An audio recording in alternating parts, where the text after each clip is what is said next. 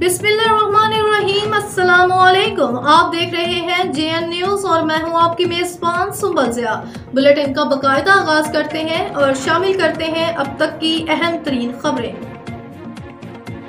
शेखुपुरा से bureau chief Hanif Tabassum की report के मुताबिक रहमानी बरादरी पाकिस्तान के मरकज़ी सदर सेठ गुलाम रसूल, मरकज़ी सेक्रेटरी इत्तलात और नशरियात हाजी मोहम्मद यासीन कर्मा वाले, रहमानी बरादरी शेखुपुरा के सदर सेठ नईम मुनव्वर ने रहमानी बरादरी पाकिस्तान के सेक्रेटेरिएट पाकिस्तान मुस्लिम लीग नून के मरकज़ी रहनुमा और साबिक वफाकी वज़ीर राना तनवीर हुसैन ने ननकाना साहब जलसे में जो ज़बान रहमानी बरादरी के बारे में इस्तेमाल की है, पूरी रहमानी बरादरी ने उन अल्फाज की शदीद अल्फाज में मज़म्मत की है। मज़ीद मीडिया से गुफ्तगू करते हुए कहा कि 2024 ਦੇ ਸਿਲਸਿਲੇ 'ਚ ਕੁਝ ਮਾਮਲਾਤ ਜਿਹੜੇ ਨੇ ਉਹ ਦਰਪੇਸ਼ ਆਏ ਨੇ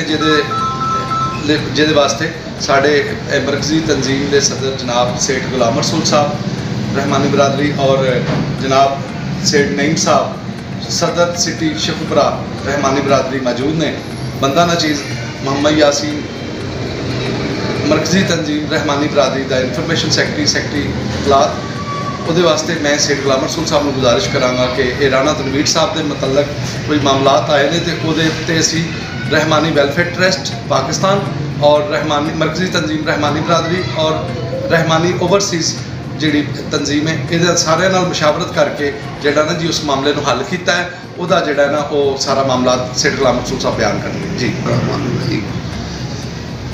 जिस तरह के साढ़े मुल्क की सूरत चलती पी आ